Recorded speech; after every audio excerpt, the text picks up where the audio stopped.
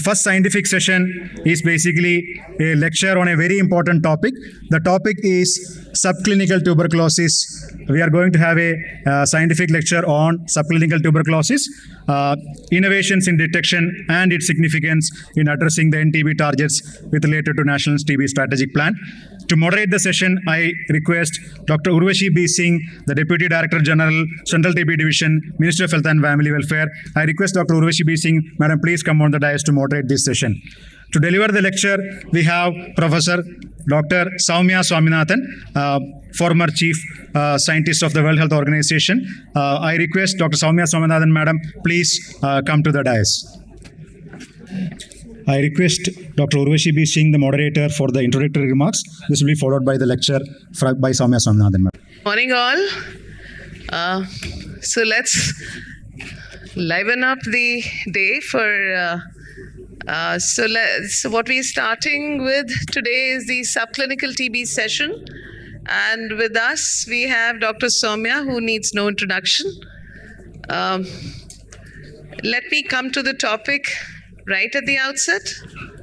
Subclinical TB has been hidden in a gray zone for a long time. We've only talked about the two extremes, latent TB and active TB, quietly ignoring or turning a blind eye to the gray in between the white and the blacks, the two ends, the two extremes. We have laid down treatments for TB, we have laid down treatments for latent TB. There is ample evidence, and let me tell you, published scientific peer-reviewed evidence for more than 15 years, which clearly tells us there is latent TB, there could be incipient TB, subclinical TB, or active TB. So though the incipient TB could wax and wane, subclinical TB is more likely to move towards active TB. So this is the gray zone that we are possibly missing when we clearly hide behind the missing millions. The subclinical TB is as actively shedding into the community as active TB would, unless the immune response of a patient is so strong that the patient may heal on their own, which, like I said earlier, is less likely when we're talking about subclinical TB. Now, when I say 15 years ago, so I'm talking early 2010 to 12, these publications came in, but the published work in the area was very limited, very few studies which actually looked at subclinical TB, where the patients will have no symptoms. This will be asymptomatic TB. The x-rays should pick up close to 80%, but then there may be a waxing and waning in the x-ray shadows as well. Microbiologically, it could get picked up, so only those who would actually make the effort of doing a culture would possibly diagnose subclinical TB.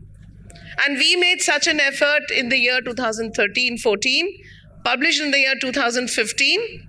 And let me share with you, it's like the physicians refuse to acknowledge culture positive asymptomatic TB for the sake of treatment.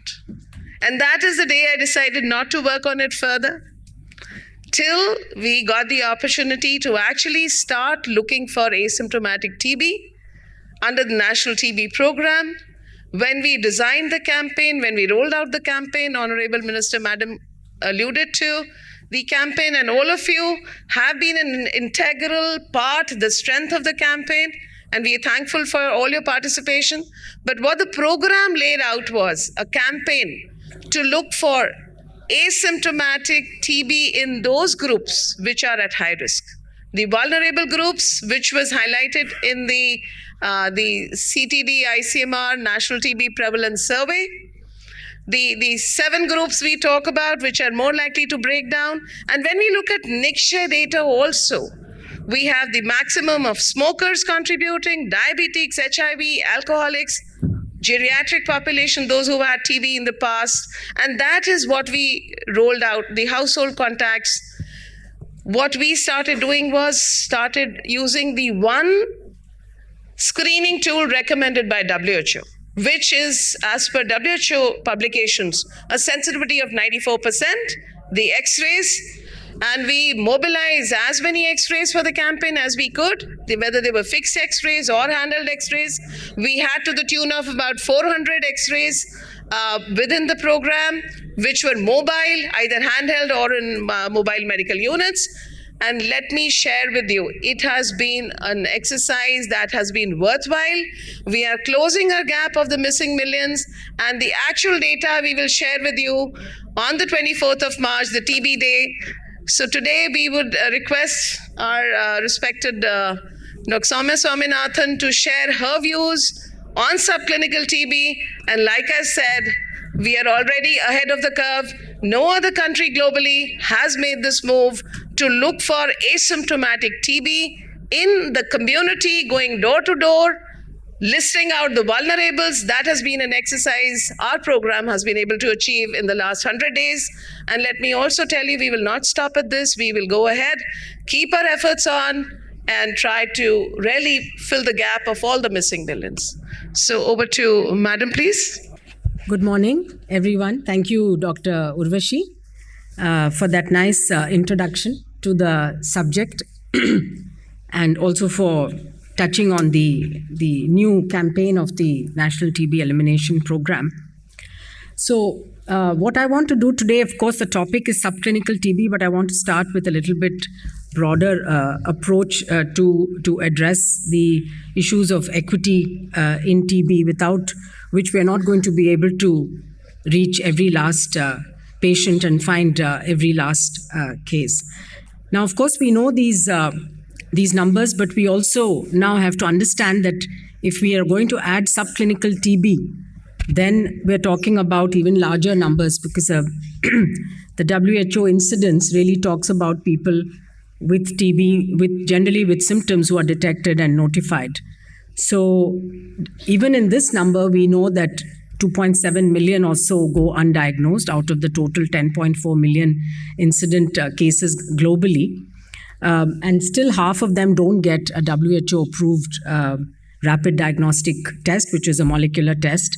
But also that we are understanding that a lot of people do have anything between 27 to 62% have subclinical disease. And Dr. Urvashi mentioned that subclinical disease, there's a variability. In fact, it's the old literature on TB actually understood that much better. But what happened is that after the mid-20th century, when there was the tuberculin skin test that was developed and drugs for TB that were developed, the paradigm started changing. And this paradigm of latent and active, this came about from the middle of the 20th century. So if you really go back to the old pre-chemotherapy literature, there is a lot more there about the varying states of TB and how a person can go from one state to another and back.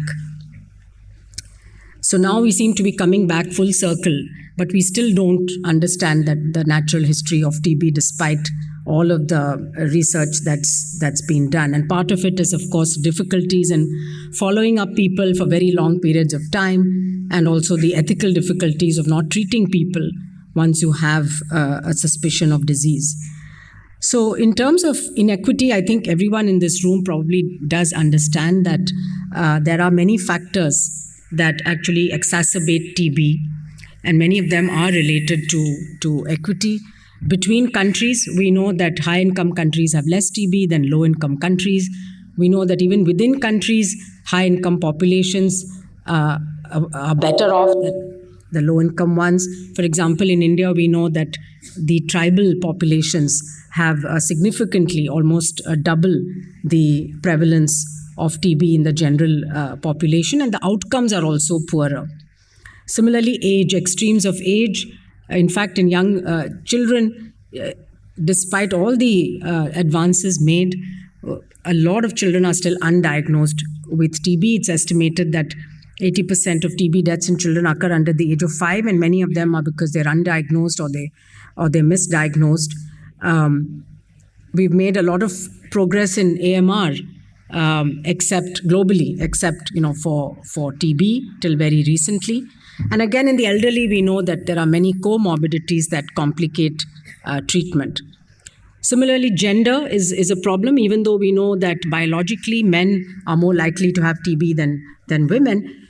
Factors like access to treatment, physical access, financial dependence, stigma, but also pregnancy, these could be some of the risk factors for women in particular.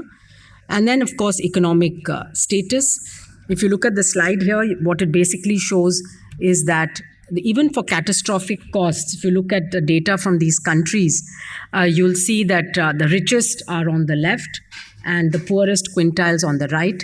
That catastrophic expenditure is significantly higher, 20 to 50% higher in the poorest households compared to the richest households in all of these countries where this has been looked at. One thing, of course, we don't have very good data on in India is the catastrophic expenditure and how that's really changed over a period of time. There's also more stigma in these populations. Access to healthcare, of course, if you're in a remote part of the country, then you have less access to the most recommended diagnostics. And this is obviously a leading determinant of detection as well as treatment delay. And this is why in tribal areas and in remote rural areas, there is often a long delay, but there's also that leads to higher transmission and more incidence. While India is rapidly scaling up the use of molecular diagnostics, till very recently, only about 30% or so of patients had the first test as a molecular diagnostic test. Globally, this average is about 47%. So we still have a ways to go. And I think that what we heard today in the morning session about all the new innovations, particularly in terms of point-of-care diagnostics, and I think we'll hear from Dr. Gagandeep a little bit in more detail about the advances, those actually can go a long way in meeting some of these diagnostic gaps. So, of course, we need to address that. And again, some of this was mentioned this morning already. So within the last 8 or 9 months, the government of India has taken several policy measures, including introducing the BPALM regimen. You can see the difference in the number of pills that an MDR TB patient has to take. Not only is a reduction in the number of pills, but a tremendous increase in cure rates and, of course, a reduction in treatment duration, ultimately proving to be more cost effective. Similarly, the direct benefit transfer that's been increased from 500 to 1,000 rupees will definitely benefit patients, particularly in the early stages when they can't go to work. They can use this money to buy better nutrition for food, and also the announcement that nutritional support will be provided to those who are very malnourished. There have been a number of initiatives, like Tamil Nadu has had an initiative called the TN-KET program that's reduced TB deaths. This is what's called a differentiated care, where you identify people who are very sick and then you admit them and give them treatment till they're much better. We do have to address certain things like, how do you involve populations that feel left out? Particularly tribal populations have a very different model of understanding about their own health, understanding health seeking. And therefore, this was a home visit I made to the home of a young woman who had died of TB. This was in Kerala state. She was a tribal, only 25 years old, leaving behind 2 young children. So sometimes you have to put faces to the numbers, because otherwise we just keep talking about thousands and lakhs and millions. And for every person who dies, she's left behind these 2 young children who are now to be looked after by the grandmother. And it's a combination of social and economic and environmental factors. So the TB program has to be seen in the context of the social and other systems that are operational. And we need to address some of the structural barriers that actually prevent people like this young woman from accessing care at a time when she could have actually been cured from TB. And also, what's the role of the health system here? What more can be done by the health system? And here the issue comes up of how well is the TB program really integrated into the National Health Mission, and what more can we do to integrate it? Of course, scaling up of diagnostics. Dr. Urvashi mentioned about these vans going with the mobile x-rays. with AI reading built into it. That's going to really help picking up people who don't have symptoms in particular, but also those who are in remote areas who don't come forward to the health centers. We need to do the confirmatory NAT, of course, for 100%. And I hope that during the coming year that we will move to 100% upfront molecular testing. So every individual who needs a TB test must get a molecular test. I think we have to commit to that. We can further optimize the diagnostics network, of course. And one of them is about subclinical TB, but also seeing where in the district the diagnostics should be placed. How do we reduce delays? And ultimately, our goal, of course, is to reduce mortality and incidence.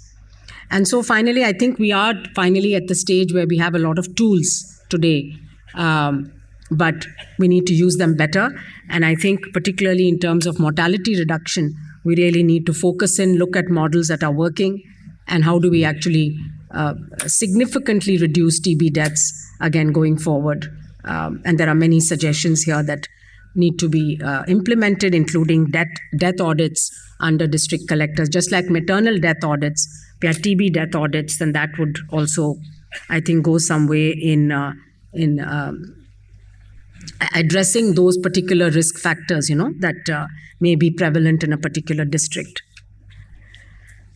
Okay, now why is subclinical TB important for the individual and for the community? Obviously, for the individual, subclinical TB also can progress and lead to severe disease and also to death. For the community, it's important because we know now subclinical TB people also spreading. They're also infectious. You don't have to have a cough. If you all remember COVID, we recognize that COVID could be spread by completely asymptomatic people who were not coughing, just by simply breathing, by speaking. It's an airborne, so TB is an airborne infection just like COVID.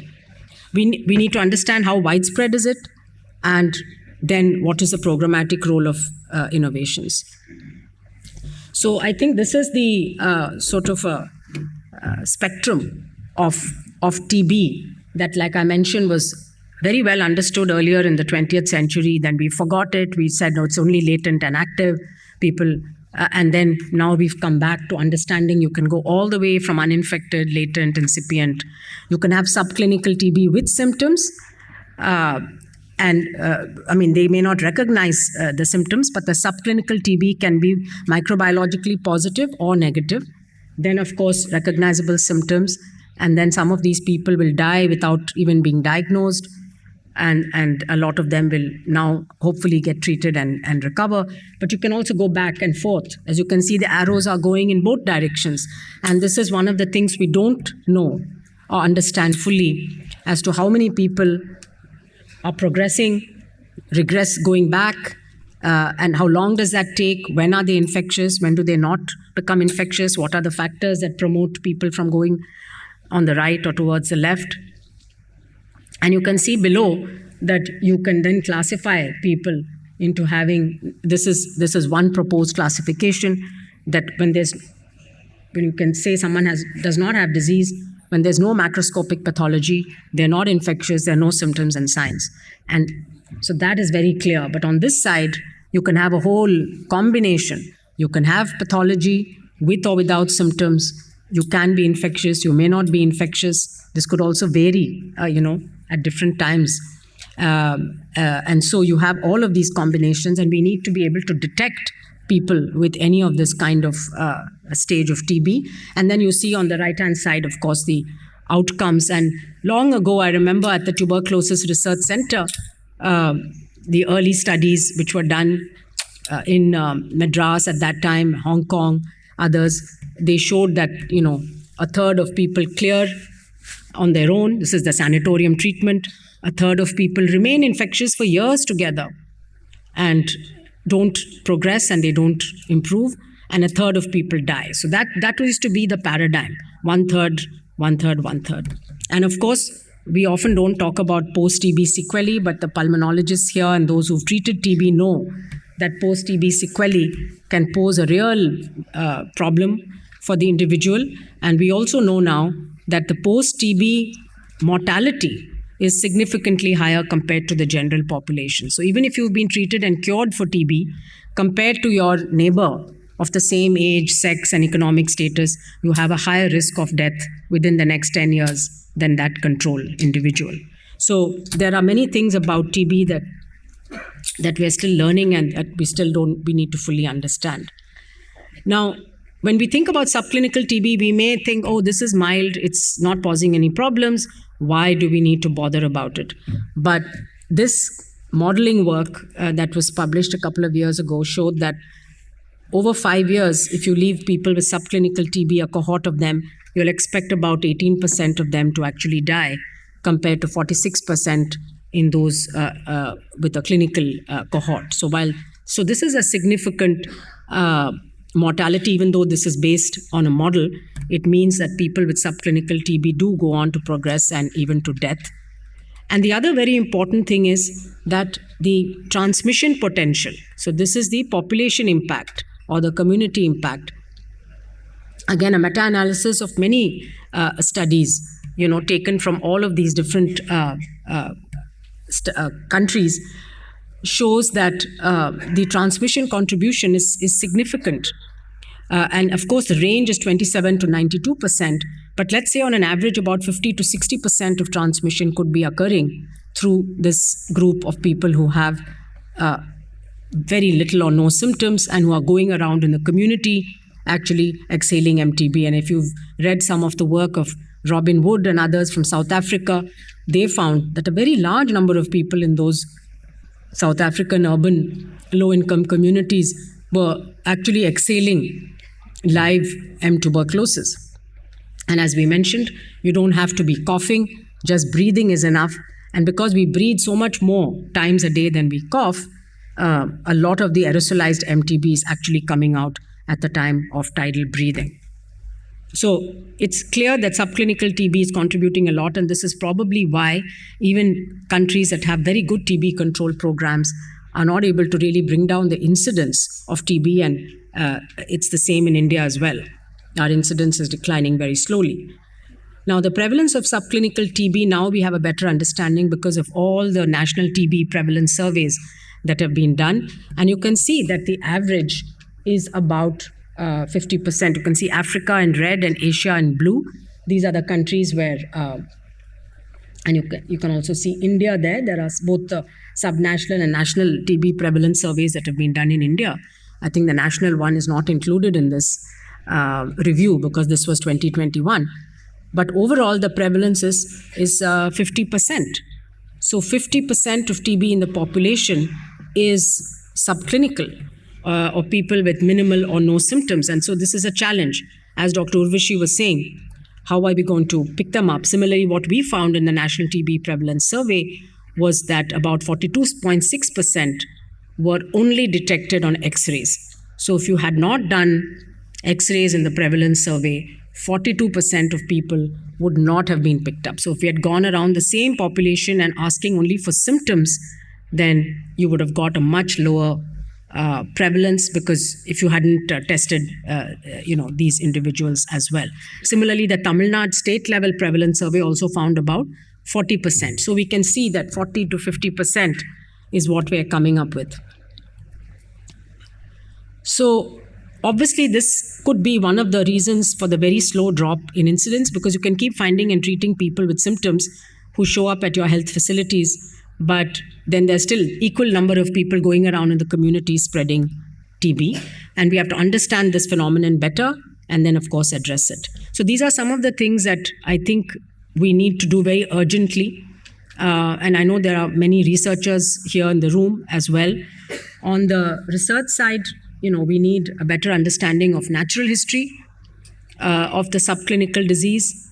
We need to understand which screening approaches and diagnostic tools are best suited, and do we need to tweak any of the existing diagnostics?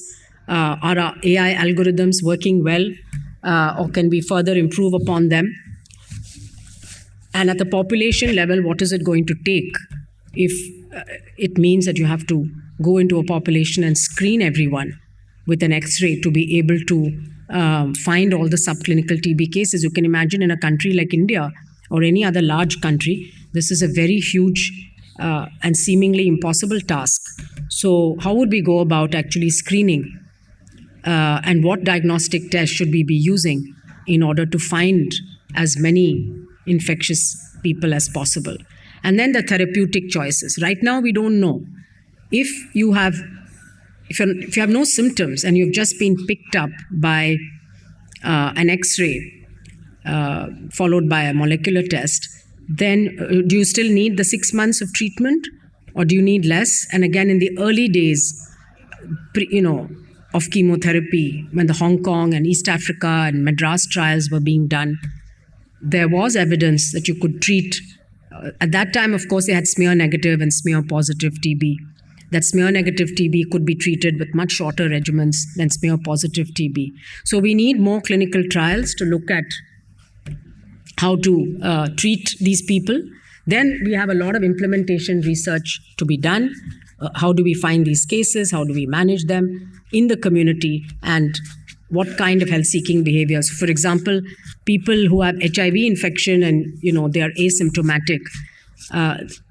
It's common now that they start treatment and they continue on treatment because they understand that by taking treatment they can prevent HIV from progressing and prevent complications and so on. So can the same thing apply for these people, or will they be less likely to continue treatment? And then on the programmatic side, of course, we need to see what are the design tweaks that are needed, or it may not even be tweaks, it may be major reset of the program.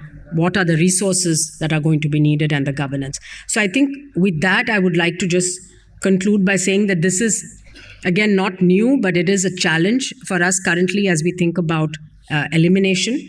And this is just a pictorial of people. And up there you see Dr. Anandiben Joshi on the top left-hand corner, a woman who was the first medical doctor from India but ended up dying of TB, and many other famous people from around the world. But the hope, of course, is that the next generation does not have to suffer from tuberculosis. Thank you very much.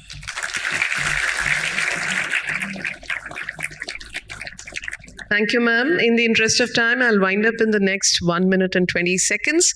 So thank you, ma'am, for seconding our strategy for the campaign, which was laid out very painstakingly. And it seems to be bearing fruit and, in fact, guiding us as we move forward. Just to complete the points raised by ma'am, we were at 30%, 33% NAT, but thanks to the campaign and active mobilization of our teams all across the country, I have my team of Dr. Mattu, Dr. Nishant, Dr. Veena, all of us are here. We thank ICMR for having us on board always, and we there'll be more time to talk later. Ma'am talked about NAT being at 33%. During the campaign, the country-wide, if we take the average, we've got to 70%. There are at least 5 states who are offering 100% upfront NAT, which will give us RIF resistance as well. We are going from strength to strength. There's PathoDetect that's been recommended, which will give us RIF and INH, which we plan to cover across the country.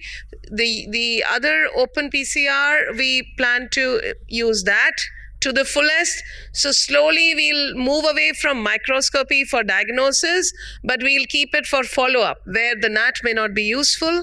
Madam also talked about our nutrition initiative, which has been one major early on we introduced the DBT was of course there since 2018. We increased the DBT to 1,000 rupees per month throughout the treatment. The EDNS again was a study supported by ICMR where the recommendation from ICMR was to give it for the first 2 months to patients who have BMI lower than 18.5, where let me tell you, in the NixShare portal we have 46% low BMI population, which they contribute significantly.